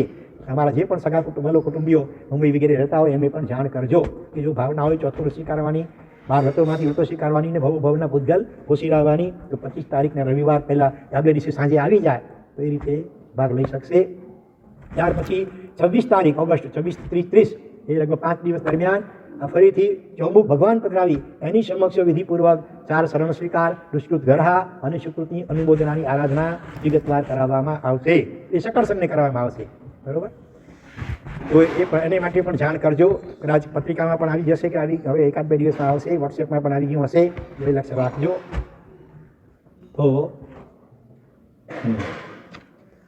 આ મિચ્છામી દુક્કડમ દુષ્કૃત ગરહાની વાત કરી. તો ગરહા કરી જે આજ મેં સમ્યક બની મુજને ફળો, પાપો કરું ના હું ફરી એવી મને શક્તિ મળો. બહુ માન્ય આ મુજને બનો ઈચ્છું સદા અનુશાસના, હરિહંત ભગવંતો તણીને ગુરુ તણી હિત શિક્ષણા. એટલે કે આજે મેં દુષ્કૃતિ ગરહા કરી એ ઉપર છલી ન બનો, સમ્યક બનો, સારી રીતે પશ્ચાતાપનો ભાવ મારા હૃદયમાં જાગૃત થાવ, બરોબર. ફરી એ પાપોને યાદ કરી લો, એકવાર વિગતવાર લખી લો. અમુક પાપોને તો ફરી પણ યાદ કરીને એનો પશ્ચાતાપ કરી શકાય. ફક્ત ચોથા વ્રત સંબંધી જે કંઈ ભૂલો કે પાપો થયા હોય એને એકવાર આલોચના લઈ લીધી પશ્ચાતાપપૂર્વક, પછી એની બીજી વાર યાદ નહીં કરવાના, નહીં તો મન અવળચંદુ છે, વળી પાછું મન પાછું ગુલાટ મારી લે. પણ હિંસા, જોર, ચોરી, પરિગ્રહ, ગુસ્સા, ક્રોધ, માન, માયાલોભ, ઝઘડા, રાગ, દ્વેષ, ક્લેશ, કંગાળ, જૂઠી, ચારી ચુગલી, નિંદા, એ બધાની તો ફરી પણ યાદ કરીને, આલોચના લીધા પછી પણ ફરી યાદ કરીને પશ્ચાતાપ કરી શકાય. જેથી કરીને વધુ ને વધુ શુદ્ધિ થતી જાય. જેમ તમે કપડાને બહુ મેલું થયું ડાઘ થઈ ગયા, એકવાર ધોવાથી પણ સંપૂર્ણ ક્લીન ન થાય, જેમ બીજી વાર, ત્રીજી વાર, ચોથી વાર ધોવાતું જાય તેમ ધીરે વધારે શુદ્ધ થતું જાય. એમ તો પાપો કરું ના હું ફરી એવી મને શક્તિ મળો, ભગવાન મને એવી શક્તિ મળો કે જેથી કરીને ફરી આવા પાપો હું ન કરું, જેથી મારે દુર્ગતિઓની પરંપરામાં રખડવું પડે. અને બહુમાન્ય આ મુજને બનો, અને આ વાત મારા હૃદયમાં બહુ માનનીય બનો, મને બરાબર આ વાત દુષ્કૃતની ગરહા કરવાની, પાપોનું પ્રાયશ્ચિત લેવાની વાત મારા મગજમાં બરાબર સ્થિર થાવ. અને ઈચ્છું સદા અનુશાસના, અને એને માટે હું ઈચ્છું છું કે ગુરુ ભગવંતો મને ફરી અવસરે હિત શિક્ષા આપતા રહે, અનુશાસન કરતા રહે, ટકોર કરતા રહે, બરોબર. ક્યાં ભૂલ કરતો હું તો હરિહંત ભગવંતો તણી ને ગુરુ તણી હિત શિક્ષણા. ગુરુ ભગવાન હરિહંત ભગવંતો પણ મને એટલે જીનવાણી દ્વારા પણ મને માર્ગદર્શન મળો, અને ગુરુ ભગવાન દ્વારા પણ મને યથાયોગ્ય અવસરે હિત શિક્ષા મળો, એવું હું ઈચ્છું છું. જેની ઈચ્છા ન હોય અને ટકોર કરવામાં આવે કે કંઈક સલાહ આપવામાં તો ગમે નહીં, એટલે હું ઈચ્છું છું એવું, બરોબર. ઈચ્છું છો ને ભાઈ? ઘરવાળા કદાચ કહેશો તો નહીં ગમે, ટક બંધ કરાવતો હજી એમ કે ચૂપ કરી નાખો, પણ કમસે કમ ગુરુ ભગવાન કહેશો તો તમને ગમશે કે નહીં ગમે? કે એ મારા જે તો ખાલી ઉઠાવે રિક્ષાવાળી ગાલ, ઘણા નહીં ખટરતું હોય, સંસાર અસાર છે એ વાતો પણ જો રિપીટ થાય તો કેટલાને ખટકતું હોય, ઘડી ઘડી કરો ને ખબર હશે કે આનો સંસાર અસાર આવે, પણ હજી અંદરમાં બેઠું નથી બરોબર. ભરત ચક્રવર્તી સ્પેશિયલ માણસો રાખ્યા, પગારદાર માણસો રાખ્યા હતા, રોજ ચેતવે.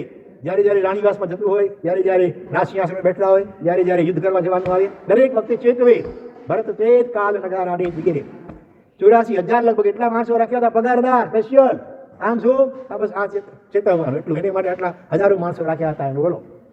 અને આપણને કોઈ હિત બુદ્ધિથી ઘરનો જ કોઈ સભ્ય કે વડીલ વગેરે કે તોય ઘણી વાર ગમતું નથી, ગુરુ મહારાજ કે તોય ઘણી વાર ગમતું નથી. એટલે અહીંયા મૂક્યું છે કે નહીં, હું ઈચ્છું છું કે ગુરુ ભગવંત મને હિત શિક્ષા આપે, પ્રેરણા કરે અને ક્યારેક ઠપકો પણ આપે.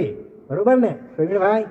હા, અમને ઠપકો મળ્યો કે સાહેબ તમારા ભગતને કેમ કહેતા નથી, બાકી છે મોટી તો કરે, ઔષધ કરે. આ કલ્યાણ મિત્ર કહેવાય. અને આ પણ સારા છે, ખાટું મોટું માઠું ન લગાવે, ગમે છે એમને, એને છૂટ ખુલ્લી છૂટ આપી છે. અને જે લાભ લેવો મને પૂછવાની જરૂર નહીં, હું શું કહેવાય. હા, કેટલા જણાએ આવી રીતે પોતાના ધર્મ પત્નીને કહ્યું છે તારે તપસ્યામાં તો નહીં અટકાવો, પણ દાન આપવાનું હોય, તમને પૂછ્યા વગર ક્યાંક લાખ રૂપિયા લખાવી દે તો પછી રાજી થશો કે ઠપકો આપશો? વિચારજો. આપણી સામે આદર્શ દ્રષ્ટાંત છે આ રીતે. બરોબર? તો ગુરુની શિક્ષાને ઈચ્છું છું. નિત્ય દેવ ગુરુ સંયોગ હો, સાચી બનો મુજ પ્રાર્થના, બહુમાન હો આનું મને, બને મોક્ષ બીજ એ કામના. તે દેવ ગુરુ સાનિધ્ય મળતા, કરીશ ભાવથી સેવના, અતિચાર ઋણ આણા દઈને, પાર પામીશ ભવતણા. શું કહે છે કે મને હું ઈચ્છું છું કે હવે હંમેશા દરેક ભાવમાં, આ ભાવમાં પણ દરેક ભાવમાં સુદેવ સુગુરુનો સંયોગ મને મળતો રહો. આ ભાવમાં તો ભલે મળ્યો છે એને પણ હું સફળ અને સાર્થક બનાવું, અને જેથી મોક્ષ નથી થતા દરેક ભાવમાં મને હરિયન પરમાત્માનું શાસન મળો અને સદગુરુ બલનો યોગ મને હો. અને આ મારી પ્રાર્થના સાચી હો, ઉપર છલી નહીં, હોઠ કે કઠની પર રડે અને નાભીમાંથી આ મારી રોજ પ્રાર્થના થાય કે ભવો ભવ તુમ ચરણોની સેવા. પહેલા આ ભાવમાં મળી છે એને તો સફળ બનાવ. આ ભાવમાં મળી છે જેટલી સેવા તો સેવા હતી સેવા કર, તો ભવ ભવ માટેની પ્રાર્થના કરી. બરોબર? બહુમાન હો આનું મને, અને આ પ્રાર્થના પ્રત્યે પણ મને બહુમાન હો, અથવા દેવગુરુની પ્રાપ્તિ થઈ છે એના પ્રત્યે પણ મને ખૂબ બહુમાન હો. મને મોક્ષ બીજ એ કામના. મારી એવી ભાવના છે કે આ દેવગુરુ પ્રત્યેનું બહુમાન અને આ મારી પ્રાર્થના એ મોક્ષનું બીજ રૂપ બનો, જેનું નજીકના ભવિષ્યમાં ફળ મોક્ષ મળે. તે દેવગુરુ સાનિધ્ય મળતા, કરીશ ભાવથી સેવના. અને જ્યારે પણ મને દેવ અને ગુરુ ભગવાન અને ગુરુ મળશે ત્યારે હું ભાવપૂર્વક એની સેવા કરી શકું, એની આજ્ઞાઓનું પાલન કરી શકું. અતિચાર ઋણ આણા ધરીને, આણા એટલે આજ્ઞા, એ ગુરુ ભગવતની આજ્ઞા, અને એકદમ અતિચાર વિના હોંશે હોંશે સારી બહુમાન ભાવપૂર્વક એનું પાલન કરી અને પાર પામીશ ભવતણા. આ સંસારમાંથી પાર પામું, આવી ભાવનાને પ્રાર્થના. તો આ રીતે આપણે દુષ્કૃત ગ્રહાનો વિષય 2 દિવસમાં કંઈક વિસ્તારથી વિચાર્યો. હવે દિવસ રહ્યા થોડા છે એટલે થોડો સંક્ષેપ કર્યો છે, બાકી હજી આનો વિસ્તાર થઈ શકે, પણ થોડું કંઈ જાજુ જાણજો. હવે આવતીકાલથી આપણે સુકૃતની અનુમોદનાનો વિષય લઈશું. આજે ચોમાસી પૂનમ, મોટો દિવસ છે. હકીકતમાં તો આજના દિવસે સંકલ્પો કરવાના, શુભ સંકલ્પો 4 મહિના માટે. બરાબર? સંકલ્પો 2 પ્રકારના, કે આ હું કરીશ ને આ હું નહીં કરું. ડૉક્ટર કે ભાઈ દવા આપે સાથે કે ખાટું નહીં ખાતા, તળેલું નહીં ખાતા વગેરે, એ ચરી પાડવાની કહેવાય. બરોબર ને? પથ્ય પાલન. તો પોઝિટિવ જે આજ્ઞાઓ છે કે હવે 4 મહિના હું નિયમિત પાણીનું સેવન કરીશ, સિવાય કે બહારગામ ગયો તો બીમાર હોઉં તો એની છે. એ સિવાય નિયમિત હું સૌથી શ્રેષ્ઠમાં શ્રેષ્ઠ આરાધના હોય તો ચોમાસામાં સત્સંગ છે, ચીંડવાની શ્રવણ, હા, વ્યાખ્યાન પણ છે, બપોરે વાસના પણ હોય છે. બરાબર? તો એમાં પણ પ્રમાણ છોડી કરી કોઈ વિશિષ્ટ કારણ નહીં હોય તો વ્યાખ્યાન અને વાંચના હું ચૂકીશ નહીં. આ સૌથી શ્રેષ્ઠ આરાધના. તો પછી આ યથાશક્તિ ઓછી વધી થઈ શકે, પણ જીનવાણી શ્રવણ રૂપ સત્સંગ એ તો મોસ્ટ IMP છે. તો એની હું ઉપેક્ષા નહીં કરું. દરેક મહેમાન આવ્યા છે એને પણ લઈ આવીશ, હું પોતે પણ આવીશ, હા, અને અડોશી પડોશી મિત્રો સગાવાલા બધાને પણ લઈ આવીશ. મહેમાનો આવ્યા છે તો ઘરે અટકી નહીં જાઉં, વ્યાખ્યાનો સમય હશે મહેમાનને પણ વિનંતી કરી અને લઈ આવીશ. પછી તે સિવાય રાત્રિ ભોજન ત્યાં કનમૂળ ત્યાં વગેરે છે. પછી ખાસ છે નિંદા નહીં કરું, નિંદા સાંભળીશ નહીં. આ સંકલ્પ કરી શકો.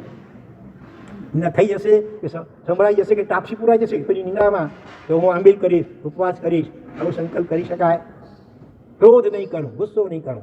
જો વાણીથી કે કાયાથી ક્રોધ વ્યક્ત થઈ હશે તો હું બીજે દિવસે ઉપવાસ અથવા આંબીલ અથવા એકાગ્રમ અથવા 2-4 કલાકનું મૌન અથવા 2-4 કલાક સુધી આહાર પાણીનો ત્યાગ, અથવા જેના ઉપર ગુસ્સો કર્યો છે એને હું 50-100 રૂપિયા આપીશ, વગેરે વગેરે. આ સંકલ્પ કરી શકાય 4 મહિના માટે. તો એની પ્રેક્ટિસ થઈ જાય. શરૂઆતમાં ભૂલો પણ થાય, પણ સાથે એનો દંડ પણ, પ્રાયશ્ચિત પણ અગાઉથી નક્કી કરેલું એ પ્રમાણે કરી લેવાનું. ઓછામાં ઓછો 12 નવકાર. ઘડી ઘડી ગુસ્સો આવતો હોય પછી ઘડી ત્યાં રોજ તમે ક્યાં આંબી એકાદ નવકાર કરી શકો? તો છેવટે 12 નવકાર પણ ભાવથી ગણીશ. રોજ એક નવકાર મંત્રી બાદીવાળા ગણીશ, રોજ એકાદ સામાયિક કરીશ, રોજ 2 ટાઈમ કે છેવટે 1 ટાઈમ પણ પ્રતિક્રમણ કરીશ, રોજ હું આટલું સદવાંચન કરીશ, 5 પાના 10 પાનાનું સદવાંચન કરીશ, જૈન ધર્મના પુસ્તકો વાંચીશ, રોજ એકાદ પણ ગાથા ધાર્મિક ગોખીશ. અનેક આવા ઓપ્શનો છે કરવા યોગ્ય અને છોડવા યોગ્ય. બરાબર. બ્રહ્મચર્યનું પાલન કરીશ 4 મહિના સળંગ, અથવા પરિશ્રમ, અથવા 8 પાંખી કે પર્વ દિવસોમાં બ્રહ્મચર્યનું પાલન કરીશ. તો આવી અનેક રીતે શુભ સંકલ્પો કરવાના છે. અત્યારે કરશો કે કાલે વિચારી લાવજો. બરાબર. એકચ્યુઅલી ગઈકાલે કહેવાનું રહી ગયું, સમયના અભાવે ગઈકાલે કીધું હતું, આજે તમે વિચારીને લાવ્યા તો આજે આપીએ, કાંઈ વાંધો નહીં, આવતીકાલથી. બરાબર. વિચારીને લાવજો ઘરેથી, બની શકે તો લખીને લાવજો કે શું શું કરીશ, તો શું શું હવેથી હું નહીં કરું, કેટલા સમય માટે, 4 મહિના માટે, પરીક્ષણ સુધી, દિવાળી સુધી વગેરે. અને બીજું આ છે વસ્તુ કાલમાન. હવેથી 4 મહિના, ચોમાસા 4 મહિના હવેથી શું શું નહીં ચાલે? ડ્રાય ફ્રૂટ નહીં ચાલે, ખાલી તાજી ફોડેલી બદામ એ ચાલી શકે. બાકી બીજું કોઈ પણ પ્રકારનું મીઠું કે મોડું એ ડ્રાય ફ્રૂટ નહીં ચાલે. પાણીનો કાળ હવેથી માત્ર 3 પ્રહર, લગભગ 9 કલાક. આજકાલ પાણી પણ 3 ઉકાળાવાળું થતું હશે કે કેમ, થોડો પ્રશ્ન છે. એટલે બને તો 8.5 કલાક સમજી લેવાનું. 9 કલાકમાં થોડું વહેલું પહેલા કાળનું પાણી કાઢી નાખવાનું, બીજા કાળનું ત્યાં પણ જરા યોગ્ય સંભાળ રાખજો. પાછા એ વાસણ સુકાઈ જાય, કોરા થઈ જવા જોઈએ. એ પાણી નીકળી જાય અથવા ચૂનું પડી જાય. ચૂનું પડી જાય તો 72 કલાક, 3 અહોરાત્ર એ પાણી ચાલી શકે. કપડાં ધોવા કે વાસણ માંજવા વગેરેમાં ચાલી શકે. અચ્છા અચ્છા અચ્છા, બરોબર. તો એના માટે ઓપ્શન શું છે બીજું? પછી જગ દેજો, શક્ય હોય તે પ્રમાણે. હે, હા, ટોપમાં કે જગમાં પાણી કે છે રાખવાનું. અને કાં પછી પોતાના ઘરેથી લઈ આવવાનું. હા, પોતાના ઘરેથી લઈ આવું તો વધારે સારું. એવી રીતે કામડીનો કાળ હવેથી માત્ર 6 ઘડી, 2 કલાક ને 24 મિનિટ. સૂર્યાસ્તથી પહેલાથી શરૂ થઈ જાય, સૂર્યોદય પછી પણ 6 ઘડી, એટલે 2.5 કલાક, લગભગ 2 કલાક ને 24 મિનિટ સુધી ખુલ્લા આકાશમાં બહાર નીકળવું હોય તો માથે કામડી, તમે સામાયિક કે પ્રતિક્રમણ કે ઔષધમાં હો તો માથે કામડી કે સાલ ઓઢવાની. બરોબર. પછી હવેથી વિહાર બંધ, પછી દીક્ષા મહોત્સવપૂર્વક દીક્ષા આપવાની 4 મહિના બંધ. જોરદાર વૈરાગ્ય ઉછાળો આવે, દીક્ષા લેવી જ હોય તો તમે ઘરેથી વેશ પહેરીને આવો તો પછી ઉપાસમાં ક્રિયા કરાવી દેવાય. એટલી ધામીઓ છૂટ આપી છે. આયુષ્યના કંઈ ભરોસો નથી. 4 મહિના રાહ જોઈએ પછી શું થાય? જોરદાર ઉછાળવા વૈરાગ્યનો થાય. તમે ઘરેથી, જેમ શાલિભદ્ર મુનિ રાજસ્થાનમાં, બરોબર, ઘરેથી કપડાં પહેરીને ગયા સજોડે, આમ લગભગ પરીક્ષણના દિવસો હતા, અને એમાં દીક્ષાની વિધિ કરી નાખી. અરબોપતિ પોતે હોવા છતાં કોઈ ધામધૂમ મહોત્સવ કોઈ ના કર્યા. હવેથી એ સિવાય કંઈ પાણીનો કાળ, સુખડીનો કાળ હવે 15 દિવસ. શિયાળામાં 30 દિવસ મહિનો હોય, ઉનાળામાં 20 દિવસ હોય. હવે ચોમાસામાં માત્ર 15 દિવસ. એ પણ બરાબર સાચવીને રાખેલું હોય તો, કારણ કે એનાથી પહેલાં પણ જો બદલી જાય, નીલફૂગ ચલી જાય કે તો પછી એ અભક્ષ્ય બની જાય. માટે ખૂબ કાળજી રાખવાની. ભાજીપાલો, કોથમીર વગેરે તો 8 મહિના બંધ હોય, ઉનાળામાં બંધ હોય અને ચોમાસામાં પણ બંધ જ છે. રવો મેંદાનો, હા, રવો મેંદો પણ હવે બંધ છે 8 મહિના માટે. બરાબર. એ સિવાય કંઈ યાદ આવે છે? ભૂલચૂક જૈના વિષામીઓ પણ. બરાબર. બપોરે વાસણા ચાલુ છે, વાસણા ચાલુ છે. આજે 4 થી 5 ટાઈમ છે. અત્યાર સુધી તો વૈરાગ્ય સતક, ઇન્દ્રિય પ્રજ્ઞા સતક વિશે ચાલતા હતા. મુમુક્ષો ગયા છે મુહૂર્ત કઢાવવા માટે. એટલે અત્યારે આજ 5-6 દિવસ માટે ગઈકાલે સદગુરુ શરણમ મમ એ વિષય ઉપર હતું. આજે મૃત્યુ ઉપર જુદા જુદા વિદ્વાનોએ, પંડિતોએ, મહારાજ સાહેબોએ મૃત્યુ વિશે જે ચિંતન કર્યું છે, હા, સમાધિ મરણ કેમ થાય વગેરે વગેરે, એને લગતી વાતના હશે બપોરે 4 થી 5. તો એમાં પણ લક્ષ્ય રાખજો.